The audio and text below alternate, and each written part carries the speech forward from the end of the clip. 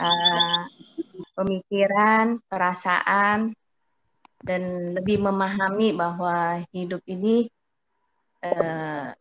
ada makna yang berbeda dan juga kenapa ada peristiwa-peristiwa banyak yang terjadi sama kehidupan ini gitu loh. Ada peristiwa baik yang menyenangkan, juga ada peristiwa yang tidak menyenangkan.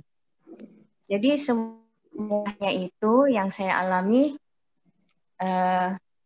ya kalau dalam bahasa kerennya, everything happen for a reason. Setiap peristiwa itu ada hikmatnya, ada alasannya, ya ada hikmatnya, ada alasannya yang Tuhan mau menyampaikan pesan kepada kita. Jadi ternyata aku mengikuti meditasi yang malam, meditasi Twin Heart dan gratitude pagi, itu aku tuh healingnya hampir kayaknya 99% kali ya. Jadi tadinya masih ada ganjelan gitu, karena mungkin forgiveness yang saya berikan sepertinya saya udah forgive, tapi ternyata saya belum gitu. Jadi ternyata terakhir yang saya ikutin Heart yang malam itu Jumat malam ya, apa Rabu malam tuh minggu lalu atau 2 minggu yang lalu itu benar-benar saya merasa kok pagi-pagi plong gitu loh, perasaan kok ada lega gitu ya, kok amazing banget gitu ya, ternyata kita juga mau memaafkan orang tanpa ada bantuan doa-doa, ikut komunitas yang positif itu lebih lambat. Jadi bisa bertahun-tahun, bisa lama sekali deh. Ini kok disimpan di dalam hati gitu kan. Kok berat jadi hatinya gitu. Kok mau apa tuh nggak ceria gitu ya, nggak semangat pagi ya. Tapi setelah kita ikut tuh meditasi malam dan gratitude pagi hari ini, itu sangat membantu banget penyembuhan kita batin ya secara ini.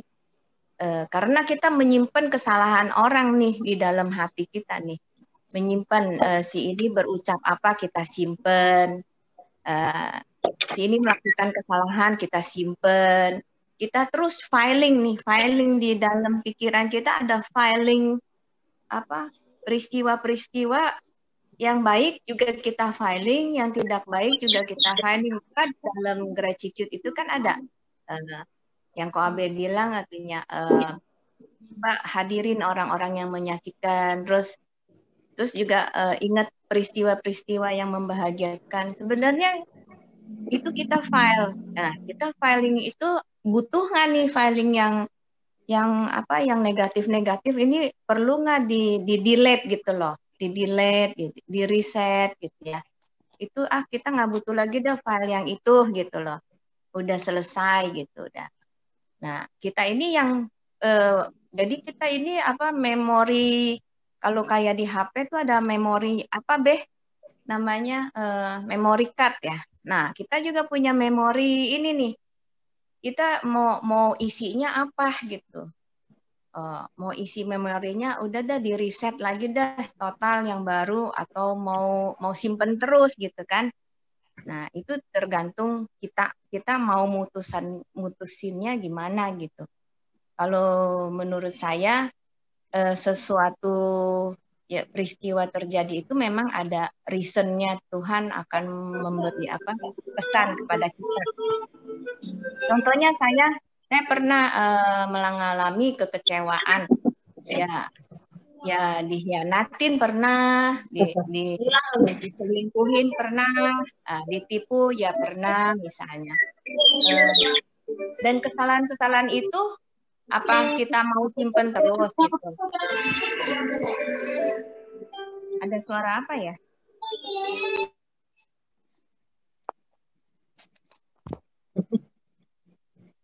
Halo?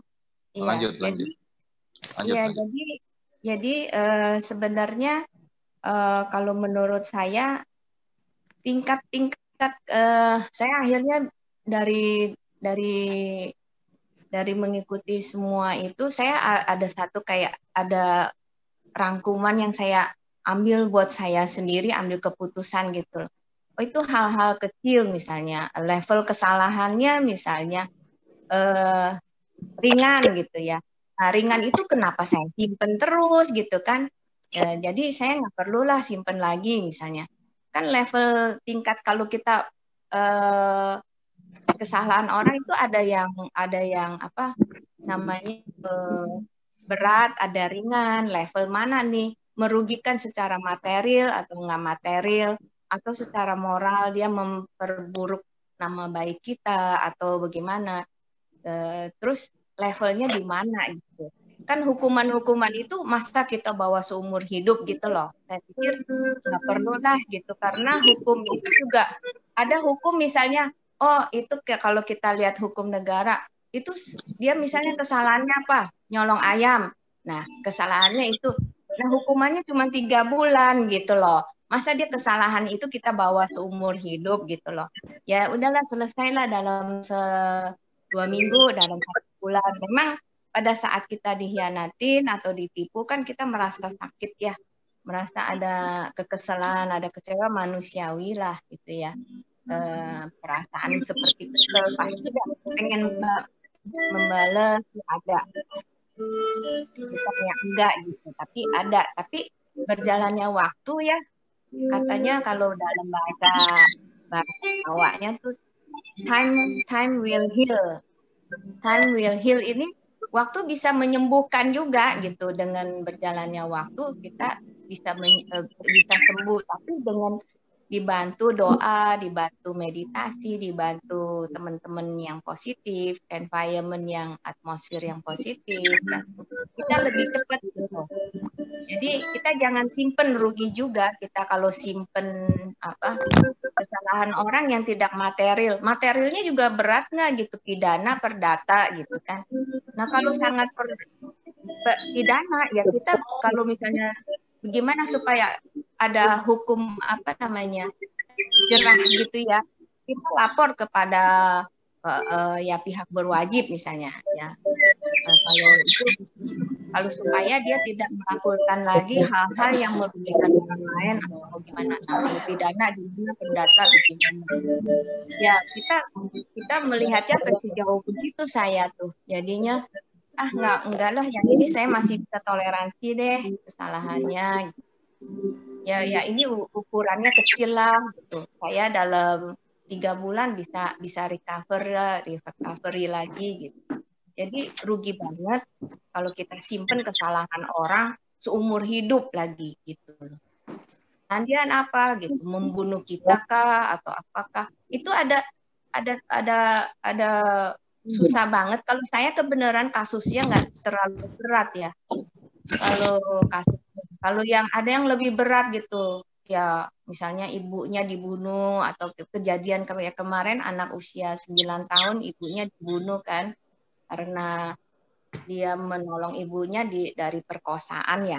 Nah, itu kalau kejadian seperti berat kayak gitu saya juga ya mungkin agak lama kali ya, tapi ya bisa juga gitu. Cuman kalau kasus-kasus yang ringan seperti saya lihat kasus saya kok ringan banget gitu ya, saya ya jadi saya delete lah gitu, saya reset lagi, saya mulai lagi.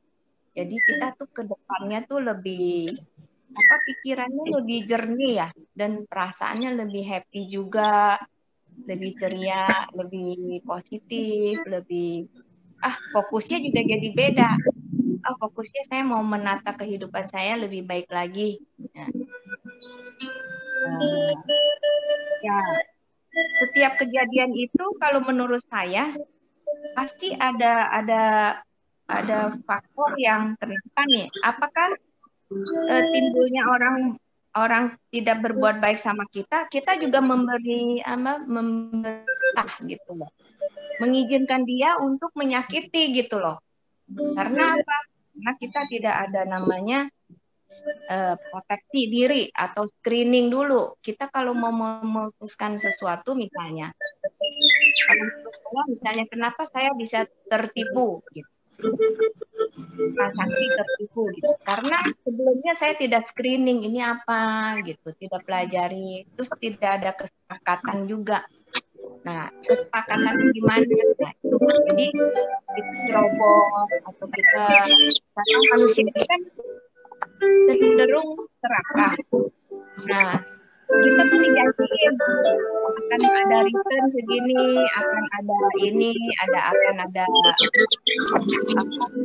mobil nih murah nih jual. Ternyata ini penipuan gitu. Jadi manusia juga penipu tahu secara psikologi ya kita itu bahwa manusia itu cenderungnya serakah gitu. Jadi mereka juga approach-nya dari sisi psikologis gitu. Jadi banyak hal atau kepanikan gitu. Misalnya saya dengar cerita kan saya buka salon tuh, tamu salon datang nih, dia cerita dia dihipnotis katanya, dihipnotis terus emas-emasnya jadi dia pulang ke rumah katanya emas-emasnya tuh ada isiannya katanya, mau nggak dibersihin, diambil tuh semua emas-emasnya, dikeluarin, didoain. Tapi jangan dibuka ya selama 3 hari gitu. Oh ya dia pas dia buka itu jadi batu-batu gitu, emasnya berubah. Dia datang ke salon saya, dia bilang gini, saya tuh 2 tahun sedih terus nangis terus gitu karena kehilangan itu kan emas-emasnya tuh dari dia kawin katanya dapetnya gitu. Jadi apa kesedihan itu berlarut-larut sampai dia sakit, sampai dia dia nggak ada apa tuh pelepasan.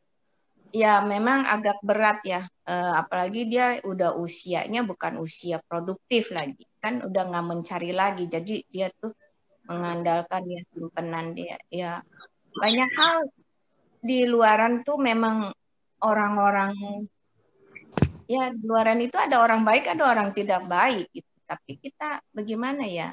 Kita harus bisa memilah dan memilih juga gitu karena itu hal-hal misalnya kalau dalam bahasa keren tuh gini bahasa Jawanya gitu, don't talk to the stranger gitu kan, jangan bicara kepada orang asing, kita belum mengenal dia tapi kita udah memutuskan deket sama itu orang gitu loh, jangan gitu karena yang kenal aja juga belum tentu jadi jaminan gitu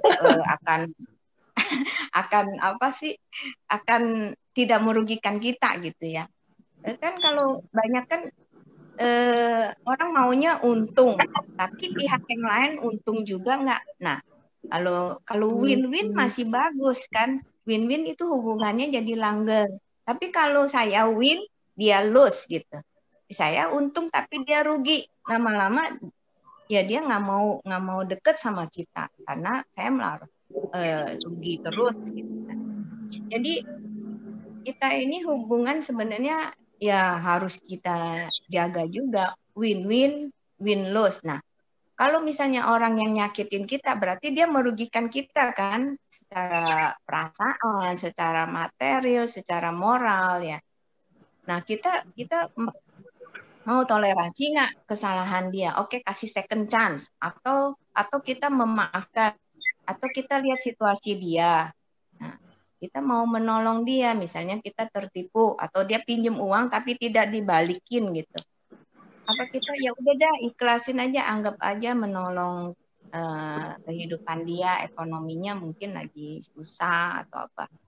Nah, kalau kita ada pengertian itu, kita mudah memaafkannya juga, mengampuninya juga. Kita karena ada jiwa apa ya? Jiwa menolong gitu, ketulusan lebih. Nah, ya banyak hal sih kalau ternyata kalau fitness itu impact-nya luar biasa loh. Kita mendapatkan benefitnya gitu ya, manfaatnya tuh banyak gitu. Kalau saya boleh sharing di sini, jadi kelegaan batin ada dan kesehatan secara pikiran, jasmani, secara jiwa juga kita jadi lebih sehat. Kebahagiaan, feelingnya happy gitu ya, sukacita dan ceria juga. Akhirnya kita yang kita ucap itu bahasa-bahasa positif gitu. Dan rezeki juga saya merasa lebih terbuka gitu. Cara pandangnya juga luas gitu loh. Ternyata plus-plusnya benefit itu banyak gitu. Kalau kita teman-teman misalnya Anda menyimpan kesalahan pun dia gitu ya, atau ini ya sebaiknya sih di let go aja, di forgive aja, apa banyak benefitnya gitu. Seperti Abe kan bilang rezekinya terbuka ya, Be. Fon, soal rezeki, kan dirimu udah melakukan forgiveness terus seperti itu. Terus udah makin lama makin rilis. Kalau kayak kenaikan omset 30% gitu ada, Fon? Penghasilan. Kenaikan omset sih, saya sih kebenaran nih kayaknya saya lebih apa ya? Belum terjadi dengan omset begitu besar gitu saya, tapi sepertinya saya menuju menghasilkan gitu yang lebih pasti dan lebih udah di depan mata nih gitu loh, bahwa apa gitu ya. Saya kan mengharapkan misalnya saya sekarang saat ini kan mengharapkan misalnya dia menghasilkan, ternyata dia udah menghasilkan gitu loh. Jadi ada peningkatan ada gitu, dan saya yakin tahun depan 2021 itu kayaknya saya lebih baik ekonominya. Dan nikah ya, Fon? Iya, berkat KHB sama Pak Indra nih. Ya, itu sharingnya apa? Saya gitu. Tapi kalau ada yang mau tambahin boleh nih. Saya sih itu kan dari sisi saya. Ya, kalau ada yang mau nambahin boleh. Yang paling nyakitin enggak, pengen nanya Ivon. Fon, yang paling nyakitin tuh apa, Fon? Terus pas dulu misalnya kita lagi sakit-sakitnya nih, lagi sakit hati banget. Nah, itu apa yang awak untuk bilang maaf aja kadang-kadang pas lagi sakit-sakitnya kan nggak bisa. Nah, itu gimana, Fon? Pernah kayak gitu nggak, Fon? Gimana? Pernah. Waktu dikhianatin, waduh, aku berdoa ke langit. Aduh, lucu banget deh. Aku berdoa ke langit. Semoga dia terbalas gitu loh, apa yang dia buat gitu. Itu saya berdoa ke langit, bener-bener ke depan tuh. Biar dia terbalas lah, dia inilah gitu. Dan saya marah-marah gitu, manusia. Saya tapi udah berjalannya waktu, kalau yang dikhianati cuma 6 bulan ya, karena kita dapat lagi yang baru.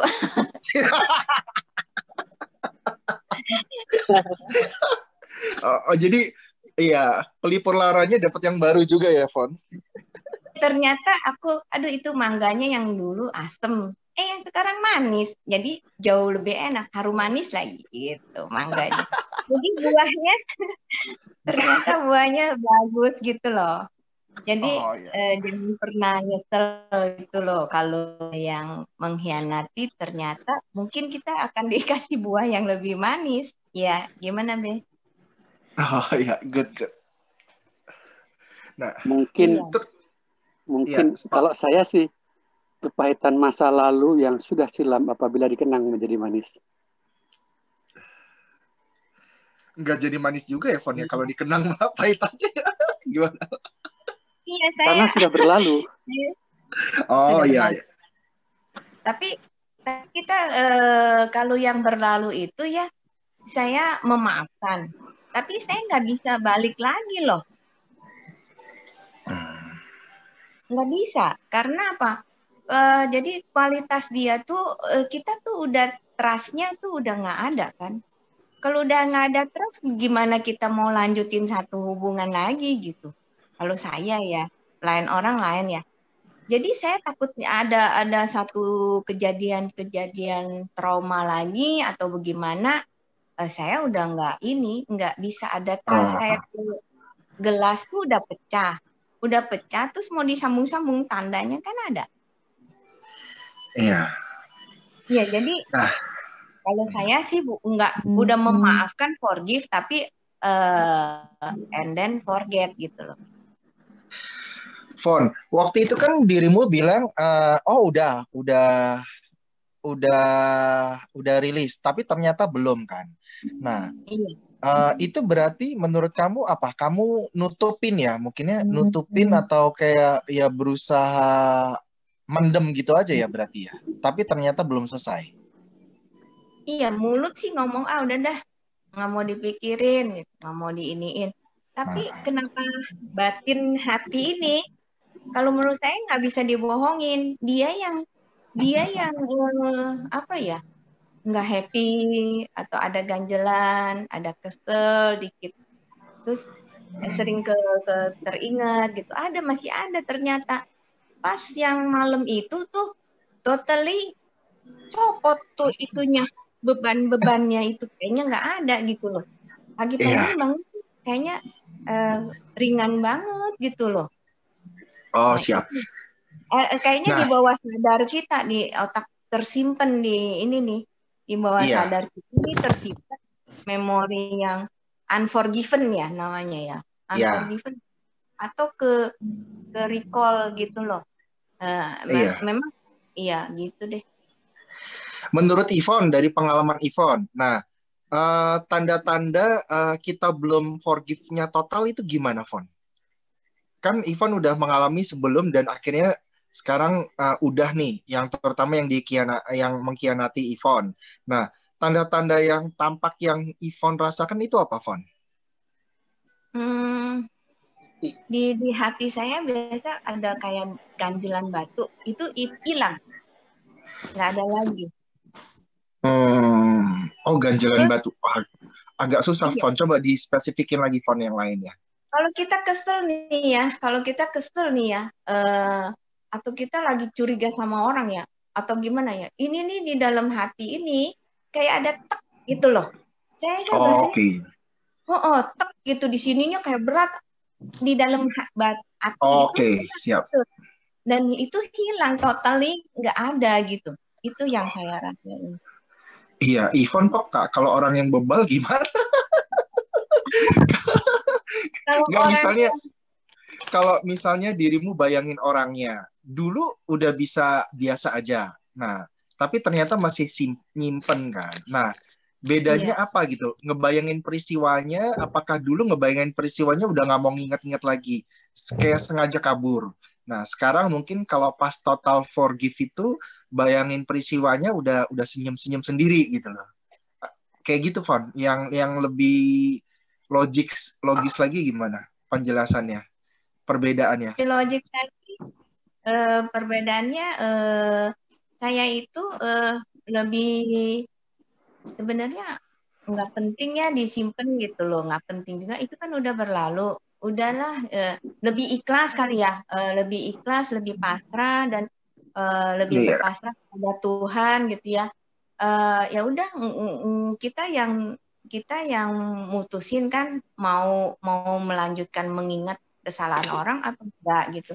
Dan seandainya ke depannya bagaimana, ya udah kita berpasrah, apa yang terjadi ya terjadilah gitu. Tapi kita udah ada diri gitu loh. Kita juga lebih menyayangi ya diri kita sendiri lah gitu. Maksudnya nggak perlu lah gitu kita inget-inget lagi gitu, karena itu kan sudah berlalu gitu. Kita buka lembaran baru lah, buku. Kalau kayak buku tuh a new book gitu, a new chapter baru. Misalnya saya mau apa nih ke depannya, saya mau bahagia, saya tulis aja saya mau bahagia. Di dalam chapter yang baru ini nih judulnya I want to be happy gitu. Terus I want to be apa, ya secara finansial tercukupi gitu, atau aku punya hubungan dengan teman-teman lebih baik dan saya mau menolong, lebih banyak mau menolong. Sebenarnya kalau kita nggak self center ya, self center itu terlalu melihat diri kita terus, tapi kita kan social center gitu. Kalau kita melihat bahwa di luaran sana tuh lebih banyak yang butuh ditolong gitu. Kalau kita sendiri ya udah tercukupi atau ya udah lumayan gitu ya. Jadi kalau kita melihat ke dalam terus, kita rasanya jadi kurang puas terus. Tapi kalau kita melihat keluar, yang di bawah juga masih banyak, yang lebih susah masih banyak.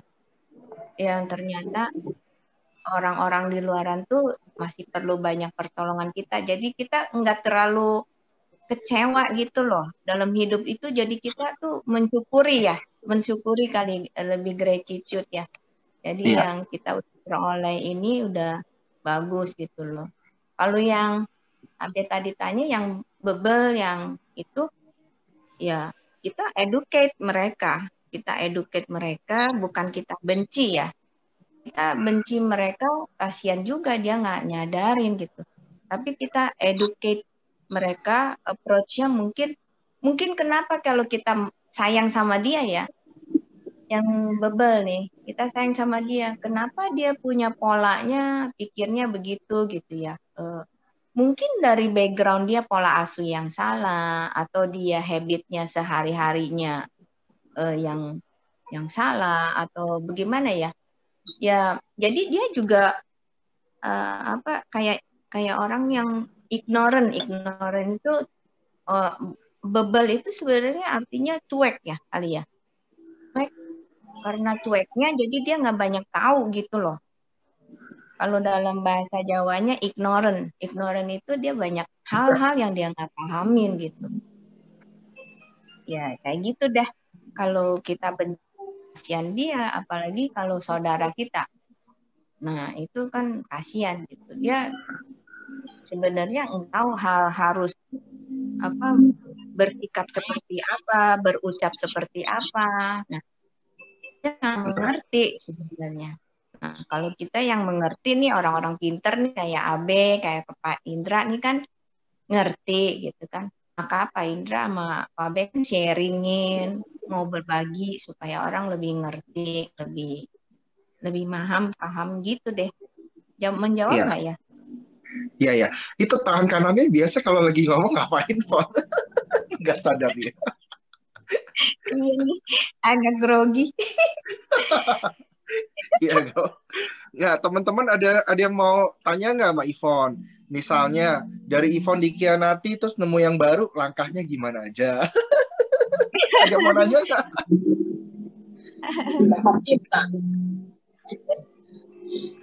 Nah, cara nemu yang baru itu gimana prosesnya? Silakan. Kalau jodoh itu nggak diduga ya, Be. Kita tuh gitu. nggak nyangka loh. Kita tuh nggak pernah bisa. Kita udah coba nih. Saya kan juga bukan nggak mencari ya. Orang yang proaktif kan lebih bagus. Ini udah putus satu, kita udah tungguin aja dia gitu. Enggak juga kan? Aku sih udah keliling gitu loh. Kelilingnya kemana sih? Saya keliling lautan gitu loh. Saya sampai nyeberangin lautan gitu, mencari tambatan hati gitu ceritanya. Kalau waktu ke Australia nyari tambatan hati juga. Misalnya I've been selling, kalau dalam ada lagu tuh I've been selling 7 seas, maksudnya gini, saya pergi ke 7 lautan gitu loh, misalnya kemana, Pacific Ocean, kemana ke 7 pulau ya, misalnya ke Amerika, ke Kanada, ke Australia gitu ya. Sebenarnya kita mencari sosok yang memang sesuai dengan hati kita kan. Sosok yang gimana sih kriteria gitu. Saya kan punya pikiran tuh, ya memang bukannya mendiskriminasi orang-orang yang di lokal gitu ya. Tapi saya sendiri tuh karena saya tuh ya tercampur gitu ya. Saya masa muda itu lingkungannya ada campur gitu loh, ada bule. Saya kan lama juga di Australia. Jadi saya tuh kayak ada campur gitu ya. Jadi saya punya mindset tuh ada kebaratan ada kebaratannya, ada Indonesianya, ada Chinese-nya gitu ya. Jadi saya blaster ya. Iya, maksudnya blaster. Pikirannya tapi mukanya enggak, mukanya ya Indonesian Chinese. Coba tunjukin foto Yayangnya, Mon. Oh iya. Nanti kalau udah resmi ya. Udah resmi ya. Nah, ternyata saya mau mencari sosok yang pemikirannya tuh yang agak kebarat-baratan, karena orang barat itu kan simple. Maksudnya simple banget dah cara dia tuh berumah tangga, cara dia maksudnya nggak ada keluarga besar gitu loh. Dikit-dikit keluarga besar ikut campur gitu. Kalau di barat kan enggak. Ya udah dia mutusin dia mau happy sama istrinya, ya udah happy gitu loh. Anak juga enggak terlalu intervensi gitu loh. Jadi saya tuh mencari keluar gitu. Ternyata ya saya pikir orang-orang yang di luar udah 30 tahun, udah terkontaminasi akan menjadi ini ya gitu. Ternyata mestinya sama orang barat lagi, jangan sama orang Indonesia yang tinggal di luar. Itu masih ada nggak terlalu gimana Adatnya gitu. masih kental. Adatnya masih ada Indonesianya gitu. Mikir ini ke anak. Orang barat kan lain, dia punya decision-nya tuh lain gitu loh. Yang sekarang emang orang barat, Mon. Yang sekarang ternyata udah menyeberangi lautan sekian banyak, dapatnya di seberang rumah. Seberang rumah. Seberang jalan.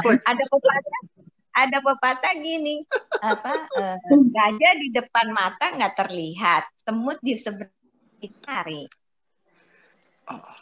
Oh, tetangga nih. Pepatah terus dari tadi, Wah, ngeri ya. Seberang jalan. Oh, tinggal nyebrang. Iya, nggak jauh. Nggak jauh-jauh. Maksudnya di Jakarta juga, deket lingkungan juga gitu, lucu juga. Itu namanya jodoh apa-apa ya, saya juga nggak ngerti ya. Karena suka ngintip di jendela ya, Pom. Kenapa? Suka ngintip di jendela. Iya. Ya, jadi kalau soal jodoh ya, dari manapun datang lah. Iya, susah loh. Maksudnya nggak tahu ya ke depannya ya. Dan yang penting sih ada kecocokan, ada apa namanya, ya nyaman gitu ya, kali nyaman ya. Jadi kita juga nggak nuntut dia juga nggak terlalu nuntut kita. Kalau kita udah mulai nuntut, ya dia juga nuntut kali ya. Jadi sebenarnya hubungan itu ya apa sih? Ya saling menjaga lah gitu. Kalau menurut saya kalau mau bahagia ya, kalau kita terlalu nuntut juga akhirnya kita kecewa. Ya kalau saya sih kan agak ke barat-baratan, blasteran gitu ya. What do you expect from me gitu loh. I am the one yang dalam kriteria you nggak gitu.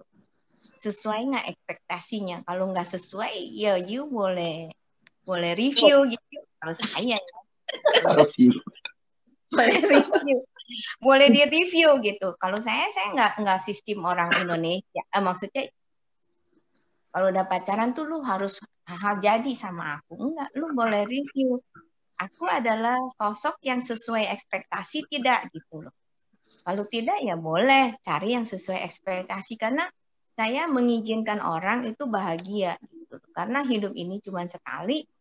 Saya nggak mau gitu loh, dia di bawah tekanan saya gitu loh, bahwa dia nggak bahagia karena gimana, merasa udah jalan, udah mesti jadi, nggak mesti gitu loh, nggak mesti jadi gitu loh. Jadi boleh kalau are you happy with me, if you are not happy ya nggak apa-apa gitu. Saya adalah sesuai idaman nggak, kalau nggak sesuai idaman ya cari sesuai, karena apa? Sekali udah melangkah udah susah mundurnya loh. Betul. Iya, kayak gitu. Saya nggak mau memaksa gitu. Kalau dalam dikit. Boleh. Ya. Berarti kalau boleh review ya. Selama ini pacaran udah berapa kali? Pacaran yang serius apa pacaran cuman apa ya? Wih, Apa ada juga kriterianya. levelnya kan lain kan? Oh, Oh, sahabat temen tapi mesra atau temen temenan. Kan beda-beda tuh. ya. Ya udah, masing-masing kriteria berapa aja. Waduh, saya sih nggak gampang mau nerima orang ya, kecuali orang itu yang nguber-nguber banget. Saya memang wanita yang agak pasif gitu loh. Saya bukan yang nguber. Oh, itu sosok bagus, potensi saya uber, enggak. Saya mau nunggu. Saya orang tipe nunggu walaupun saya blasteran ya. Tipenya nunggu gitu. Tunggu orang yang nyamperin gitu. Yang nyamperinnya begini, ya udah kasih dia chance untuk mengenal saya gitu. Bisa cocok gitu. Saya udah mulai reject, tapi saya nggak mau terlalu gimana ya, nggak mau nyakitin lah, gitu. Jadi reject. Kalau you mau, you jadi friend. Kalau nggak mau, it's okay, gitu aja. Saya jadi turunin standarnya. You nggak ada harapan untuk jadi jadian, tapi you ada harapan jadi friend sama saya, gitu. Gitu jadi dah. Ada berapa? Tuh, jadi ada berapa? Belum disebutin jumlahnya nih. Wah, itu kok jadi interogasi? Enggak kehitung ya, Kon? Enggak kehitung. Enggak sih, enggak banyak. Saya waktu kuliah aja saya yang Uber sih banyak. Yang Uber banyak. Waktu dari SMA juga yang Uber banyak. Tapi nggak yang saya pilih gitu loh. Di SMA. Kalau kita urutin dari kuliah ya, dari sekolah ya. SMA yang Uber ada tuh 5-6 orang. Saya nggak pernah pilih karena saya fokusnya belajar gitu loh. Saya fokusnya kuliah belajar. Tapi setelah itu ada nguber mati-matian ceritanya. Waduh, akhirnya dapet saya. Tapi akhirnya memang bukan jodoh saya gitu. Terus saya ke luar negeri cuman dua di luar negeri yang approach saya, tapi yang jalan satu. Ada sih beberapa kali ya. Tapi waktu saya kuliah di Australia cuman satu. Nah, terus dari Australia tuh ada ya ceritanya gitu dah, ada jadian sama seseorang dari Australia gitu. Tapi pulang Indonesia juga ada ketemu tuh temen SMA, SMP. Ya udah. Berapa tuh jadinya? 5. 5 nya. Nggak ngerti cinta itu, nggak ngerti bahwa saya suka sama dia, saya seneng, happy, enggak. Saya di Uber, udah gitu. Karena papi saya kan targetnya anak wanita harus menikah, jangan jomblo gitu. Ya udah jadi nikah gitu loh. Jadi misalnya ya udah buat nikah aja gitu. Jadi perasaan tuh kadang nggak dipikirin gitu loh. Ya pokoknya ya ada yang perhatian, udah perasaan feeling dulu nggak gitu jalan tuh. Fokusnya saya tuh beda dulu. Misalnya apa ya? Saya fokusnya karir gitu. Terus udah yang penting ada pasangan, status ada, kayak gitu aja sih. Nggak terlalu kayak orang tuh demen sama orang ini begini, demen itu enggak loh. Baru kali ini jadi beneran bisa falling in love tuh. Oh iya, gue tuh seneng gitu. Oh ya tipe gini. Oh, baru sama yang ini sekarang ini. Baru kayak gitu. Iya. Oh, telat juga ya. Iya, karena fokusnya beda. Fokusnya tuh. Fokus gitu, saya sekarang kebahagiaan gitu. Kalau dulu fokus saya kan karir. Iya, nggak terlalu mikirin gitu loh. Karir gitu. Jadi sebenarnya ya kayak begitu. Kalau itu jodoh, jangan jodoh terus nih mengenai apalagi nih kesehatan. Saya sih fokusnya di forgiveness-nya. Oh jadi iya, kalau maunya seberapa banyak ya. Terus apakah dari jumlah itu durasi juga. Yang paling singkat dan yang paling lama, apakah itu juga mempengaruhi dengan rasa sakit hati yang tersimpan selama ini? Kira-kira yang paling ini, jadi pengantarnya itu, yang paling singkat durasinya berapa lama? Yang paling lama durasinya paling lama. Nah, yang paling menyakitkan itu yang mana? Yang selama ini susah sekali dihilangkan. Ini kalau satu sisi ya, kita lihat dari sisi pasangan. Pasti ada kan yang bikin yang sekarang sampai termewek-mewek gitu kan, ada kan? Saya tuh paling lama 6 bulan ya sedihnya tuh. Iya, sedihnya tuh saya tuh karena apa ya? Karena masih banyak ikan di lautan kali ya? Atau Sailor Moon mah lain. Sailing over seven seas.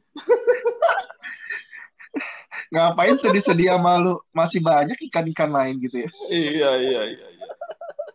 Jadi aku tuh nggak apa ya? Ya lain sama misalnya ada dia kayaknya satu kali untuk seumur hidup, gitu ya. Walaupun suaminya kayak bagaimana, dia tetap memaafkan gitu ya. Tapi udah nggak wajar gitu treatmentnya gitu. Tapi dia tetap mau. Misalnya dia, udah selingkuh, udah tidak biayain hidup gitu ya. Udah marah-marah, bentak-bentak, nggak ada kebahagiaan yang benar-benar ya. Tapi tetap masih bersama. Ya kalau saya mungkin nggak bisa begitu loh. Saya selalu reviewnya gini, saya tanya gitu. Saya juga menyatakan perasaan saya juga. Saya kok nggak happy ya karena ada beberapa hal gini gitu. Saya nggak mau ada pembiaran gitu. Dia buat salah, dia buat seenaknya, dia buat apa? Saya nggak mau gitu. Saya manusia yang berperasaan gitu. Saya ada hak bahagia. Kalau dia nggak ada, lihat kesetiaannya nggak ada, terus tanggung jawab nggak ada, terus bagaimana nggak ada, saya review. Dia bilang, saya kok berasanya gini ya. I'm not really happy gitu loh. Situasi seperti ini, treatment seperti ini gitu loh. Yang kemarin dirimu ini yang sebelum yang sama yang dikhianatin itu, nah pacarannya berapa lama emang, Fon? Sebelum yang dikhianatin? Enggak, maksudnya ya sama yang kemarin dikhianatin itu, lu pacarannya berapa lama memang? Kok maksudnya lu nggak review terus reviewannya salah sebelum itu? Kalau nggak ada kesetiaannya, ya waktu itu kan saya belum siap, saya masih kasih dia second chance kan misalnya. Ya udah kasih second chance gitu kan. Nah, dalam second chance itu kan saya sampai titik saya kasih kesempatan orang tuh bersalah itu 10 kali gitu ya. 1 kali, 2 kali, 3 kali, 10 kali saya give up gitu loh. Jadi sama dia sih yang terakhir itu apa ya, setahun dah, deketnya setahun gitu ya. Jadi ya udah, saya mau sampai akhir keputusan dia apa yang dia mau ambil gitu loh. Itu aja sih saya keputusan, misalnya oke, I give you second chance, tapi decision apa yang lu ambil gitu. Waktu itu misalnya saya belum siap gitu, sebenarnya saya menaruh harapan gitu kan. Ternyata nggak bisa ada harapan. Ya udah gitu, I move on gitu loh. Kalau nggak move on juga rugi saya sendiri gitu. Dia mah udah happy sama yang lain gitu kan. Kita nggak move on ya rugi sendiri gitu. Kalau menurut saya ya. Dengan kepribadian kamu, dirimu bisa tegas juga ya, cut gitu ya, cut loss gitu ya.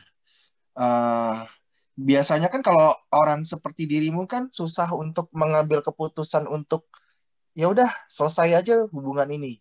Nah, waktu itu kok bisa? Karena udah keterlaluan sih ya. Kan finalnya kan udah ketahuan akhirnya mau seperti apa kan kita udah tahu. Ini akan kemana nih, dibawa kemana nih saya gitu loh. Dia kan kaptennya nih, kaptennya. Iya. Nah, saya dibawa di perahu nih, dibawa kemana saya gitu. Nyebrang, mau lihat pemandangan indah atau lihat hutan belantara atau lihat apa nih gitu. Nggak ada yang terlihat kebahagiaan yang dia mau berikan juga nggak ada, ini nggak ada, mau apa harap apa lagi gitu loh. Kan udah selesai lah gitu. Kalau kita masih ngarepin lagi sih nggak ngerti juga deh, cintanya mungkin buta ya kali ya, atau cinta itu sebenarnya nggak boleh buta, mesti ada, nggak boleh buta. Maksud saya kita harus ada sedikit apa ya, kriteria gitu loh. Ya, dia mesti ada tanggung jawabnya, mesti ada karakter yang bagaimana, yang situasi rumahnya itu dibawa seperti apa, ada harmonisnya enggak gitu loh.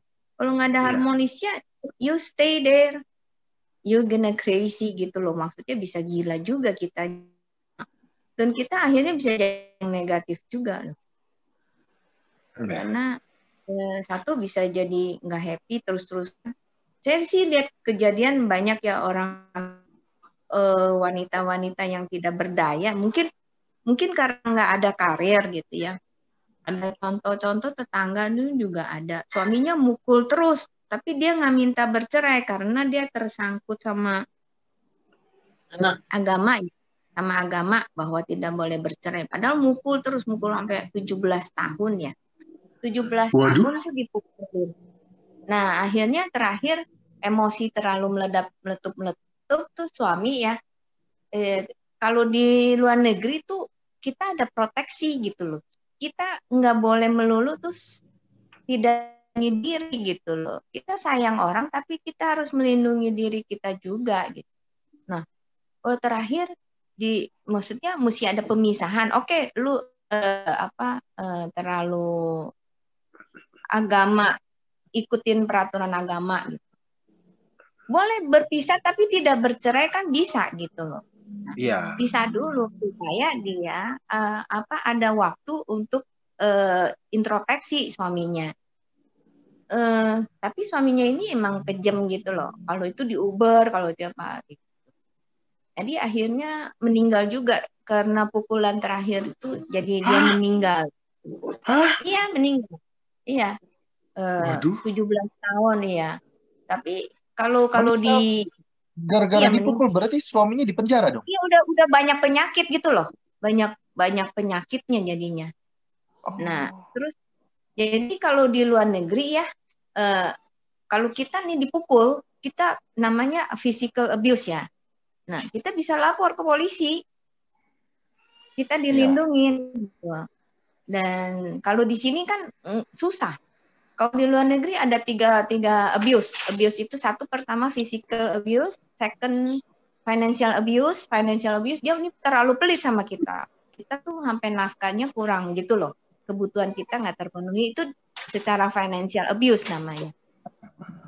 Jadi yang kedua itu verbal. Komunikasi dia selalu membuli kita atau membentak, itu juga abuse.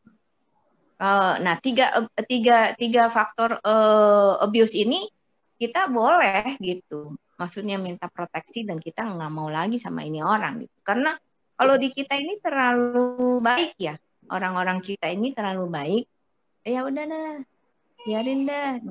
Kalau misalnya ini kita bilang itu nggak boleh, ucapin kata-kata yang abuse itu nggak boleh. Itu mempengaruhi mental. Nah, itu di kita tuh nggak ada tuh pembelaan. Kalau di luar negeri tuh ada clear, dari sekolahan juga udah ada, dari anak-anak SMP, SMA, dari anak-anak aja child abuse juga kan. Anak kecil kalau dimarahin orang tua, terlalu ditator orang tuanya, apa itu ada child protection. Di makanan anak-anak tuh ada tulisannya. Di makanan anak-anak itu report to the ini pelindung anak-anak gitu, bisa call gitu. Di sekolahan juga diajarin. Tetangga nih, kita melihat nih tetangga kita, misalnya ada yang di abuse anaknya, kita lapor ke perlindungan anak. Biar anak itu terselamatkan. Kalau di sini mau jadi udah meninggal kan anak-anaknya dipukulin. Ada. Karena orang tuanya diktator banget, jadi banyak korban-korban lemah. Yang anak-anak kan masih lemah, nggak ada kemandirian ya, belum sanggup kan. Dan orang tua sini kan terlalu intervensinya terlalu dalam juga.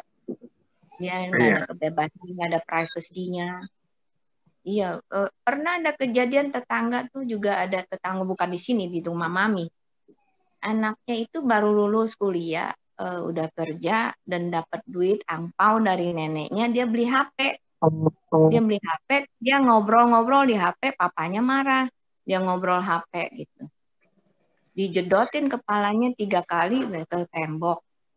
Seminggu kemudian dia pusing-pusing terus mual gitu. 2 minggu kemudian meninggal tuh anak. Gila. Ya. Orang tua yang terlalu mau kehendak orang tua itu harus diturutin kalau di sini ya. Iya. Iya, jadi orang tua tuh juga harus nggak boleh terlalu intervensi juga. Privacy itu anak udah kuliah selesai lagi, sayang banget. Iya. Ya, mengenai forgiveness, ya teman-teman ada yang mau tanya ke Yvonne mengenai forgiveness ya. Atau nanti bisa konsultasi pribadi sama Yvonne. Ya. Mau konsultasi apa? Konsultasi tentang forgiveness bisa, tentang finansial juga bisa ya, Yvonne. Iya, finansial. Itu sumber-sumbernya semua itu orang tuh timbulnya emosi, timbulnya stres, timbulnya apa? Karena ekonomi sih saya lihat. Oh, jadi psikiater aja, Pon. Jadi psikiater. yang aku lihat ya di Yvonne sebetulnya karakternya itu sebetulnya tanpa planning ya. Tapi dia waktu itu pernah cerita kan dia ketemu bos atau orang besar ya orang senior yang di kantor ya. Terus orang senior kantor itu ngobrol-ngobrol tentang bagaimana hidup yang kita inginkan. Terus bagaimana kita punya rencana kayak gitu-gitu ya, Von. Pernah cerita kan? Iya. Nah, di situ. Dan akhirnya ya si Yvonne ya mulai dia mau ngapain atau apa. Jadi lumayan udah bisa memilih si Yvonne. Jadi dalam mereka kata ya seperti yang tadi dia bilang yang dia dikhianatin, dia akhirnya ya kan kita udah tahu akhirnya kalau sama dia gimana. Ya, dia nggak mau milih itu. Dia milih yang dia mau ya, milih kebahagiaannya. Walaupun akhirnya dia harus memutuskan hubungan sama yang dia khianatin ya nggak apa-apa. Dia lebih baik putus aja gitu loh. Nah gitu-gitu hebat Yvonne. Cia, keren. Ya, berkat daripada Grey Cicit sama Tin Hat juga ini. Ada kontribusinya. Iya dong. Ya memang kalau dalam hidup adalah pilihan. Dan hidup juga adalah pembelajaran gitu kan. Nah, kita ini memilih mau belajar dari mana, dari siapa gitu. Kalau dulu saya tuh fail dalam hal mengelola keuangan. Semestinya saya dengan kalau mengelola keuangan dengan baik mungkin saya lebih sejahtera gitu sekarang ini ya. Tapi berapa kali gagal saya dan saya ketemuin ini orang sukses banget di financial, dia CEO-nya dulu ex dari Lipo Group ya. Nah ibu-ibu ini Ibu Viven namanya tuh, hebat banget. Aku tuh admire artinya gitu. Dia adalah kayak contohnya saya gitu loh, role modelnya saya. Gila ya dia dia itu hebat banget. Saya mau ngobrol, Bu, boleh nggak Ibu ada waktu nggak? Saya juga beraniin diri gitu loh. Akhirnya dia kasih waktu saya. Ya udah, Ivon, mau ngobrol apa? Ya mau dapat advice dari Ibu, saya bilang gitu. Oke. Udah kita ngopi di Plaza Indonesia, akhirnya ngopi udah. Kenapa Ivon? Ya Bu, I fail in manage my cash flow investment gitu. Saya to the point, saya failnya di situ. Terus Ibu si Vivian bilang, saya dari muda udah punya planning. Saya punya planning, maksudnya investment, apa segala macam. Dia bilang dia udah dari muda tuh ada planning saving katanya. Oh gitu ya. Sekarang jadi Ivon savingnya udah menipis ya Bu. So nggak boleh regret kata dia, restart lagi kata dia. Kita restart lagi kata dia, start. Jadi mulai lagi kata dia.